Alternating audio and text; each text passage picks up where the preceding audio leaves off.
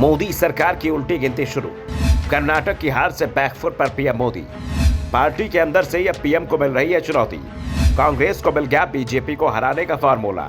केंद्र की नरेंद्र मोदी सरकार की उल्टी गिनती शुरू हो गई है। कम से कम कर्नाटक के चुनाव नतीजे तो इसी ओर इशारा कर रहे हैं। पीएम मोदी को चुनौती विपक्षी दलों की ओर से तो मिलती दिख ही रही है, साथ ही अब उनके लिए यूपी के सीएम योगी आदित्यनाथ भी बड़ी चुनौती बन गए हैं। सवाल उठ रहे हैं, क्या कर्नाटक विधानसभा चुनाव और यूपी निकाय चुनाव के नतीजों का असर 2024 में नरेंद्र मोदी के लिए मुश्किल चुनौती बन गए हैं। कर्नाटक की शानदार जीत कांग्रेस के लिए संजीवनी का काम करेगी। इस जीत से कांग्रेस कार्यकर्ताओं में नया जोश और उत्साह भरा है। कर्नाटक जैसे बड़े राज्य में बीजेपी की हार से बाकी विपक्षी दल भी उत्साहित हैं।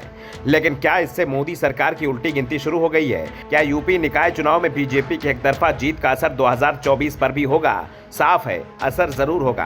कर्नाटक में चुनाव पीएम मोदी के नाम पर लड़ा गया था और यूपी का निकाय चुनाव सीएम योगी के चेहरे पर लड़ा गया था।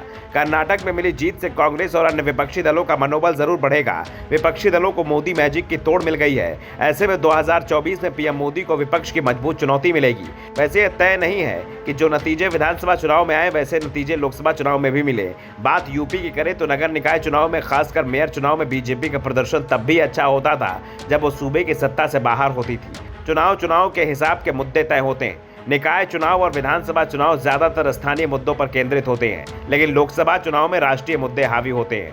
2019 के लोकसभा चुनाव से महज 6-7 महीने पहले बीजेपी को मध्य प्रदेश, राजस्थान और छत्तीसगढ़ में बड़ा झटका लगा था। तीनों जगह कांग्रेस ने उसे सत्ता से बाहर कर दिया था, लेकिन जब लोकसभा चुनाव हुए तो तीनों ही राज्यों में उसने प्रचंड जीत हासिल की। इसलिए विधानसभा चुनाव के नतीजों के आधार पर लोकसभा चुनाव के नतीजों की भविष्यवाणी नहीं की जा सकती। यहां तक कि किसी राज्य में विधानसभा और लोकसभा के चुनाव एक साथ भी हों तो पार्टियों का प्रदर्शन अलग अलग हो सकता है। ओडिशा इसका सबसे बड़ा उदाहरण है। 2019 में लोकसभा चुनाव के साथ ही ओडिशा में विधानसभा चुनाव भी हुए। बीजेपी को विधानसभा चुनाव में लोकसभा चुनाव के मुकाबले करीब 6% वोट कम मिले। इसलिए कर्नाटक के नतीजे कांग्रेस और विपक्ष के मनोबल बढ़ाने वाले तो जरूर हैं, लेकिन 2024 में भी असर डालेंगे ये पक्के तौर पर नहीं कहा जा सकता।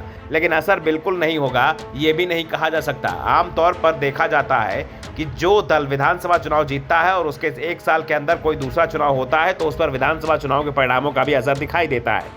कांग्रेस की ओर से तो अभी से दावे शुरू हो गए हैं कि लोकसभा चुनाव में उसे कर्नाटक में 20 से ज्यादा सीटें मिलेंगी। जेडीएस के एचडी कुमारस्वामी के किंग मेकर बनने के ख्वाब हवा हो गए। सूबे में रिजॉर्ट पॉलिटिक्स के दरवाजे बंद हो गए। हिमाचल फतेह के 6 से 7 महीने के भीतर कांग्रेस की झोली में एक और राज्य आया है। दोनों जगह पार्टी ने बीजेपी को बेहद शानदार अंदाज में सत्ता से बेदखल किया। देश के नक्शे पर लगातार सिकुड़ रही कांग्रेस इन नतीजों से बाउंस कर बैक किया है। अब राजस्थान, छत्तीसगढ़, हिमाचल के बाद कर्नाटक में भी, यानी 4 राज्यों में उसकी सरकार है। गुजरात चुनाव में जिस तरह कांग्रेस को बुरी तरह हार झेलनी पड़ी और आम आदमी पार्टी ने वहां दस्तक दी, उससे ग्रैंड ओल्ड पार्टी के बारे में यह धारणा बन रही थी कि वो सियासी परिदृश्य से धीरे धीरे बाहर हो रही है और आम आदमी पार्टी धीरे धीरे उसकी जगह ले सकती है। लेकिन कर्नाटक चुनाव ने बता दिया कि ग्रैंड ओल्ड पार्टी अभी जिंदा है। अगर मतभेद भुलाकर नेता चुनाव में साथ लड़े तो खोई हुई जमीन फिर से हासिल करना बहुत मुश्किल नहीं है। Bureau report, the such India.